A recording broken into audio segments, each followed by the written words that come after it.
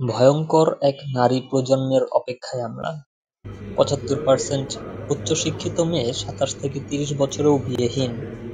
Career গড়তে গিয়ে এরা এমন এক সংকট তৈরি করেছে যে আগামী ৫ বছরে লাখ লাখ মেয়ে বিয়েহীন থাকবে। তাদের যৌবনের চাহিদা, আবেগ, ভালোবাসা হারানোর ফলে স্বামীর মন জয় করার পরিবর্তে স্বামীর প্রতিদ্বন্দ্বী হয়েই সংসারের দর কষাকষি করবে। আর স্বামীও তাদের মাঝে আনুগত্য, কোমলত্ব, নারীত্ব না পেয়ে অসহ্য হয়ে উঠবে। তখন সংসার টিকানো অসম্ভব হয়ে পড়বে, কারণ তার স্ত্রী ৩০টা বছর পর পুরুষের ফিতরাতে টেক্কা দিয়ে সে নিজেই পুরুষে বিবর্তিত হয়ে গেছে। তার আস্ত দেহটাই নারীর বৈশিষ্ট্য হলেও সে মানসিকভাবে পুরুষ।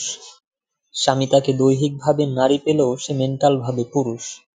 এমন একটা দিন আসতে যাচ্ছে, মেয়েরা আধুনিক শিক্ষায় শিক্ষিত হয়ে যৌবন থেকে যেমন বঞ্চিত হবে সংসার থেকেও, বঞ্চিত হবে আখিরাতের মুক্তি থেকেও।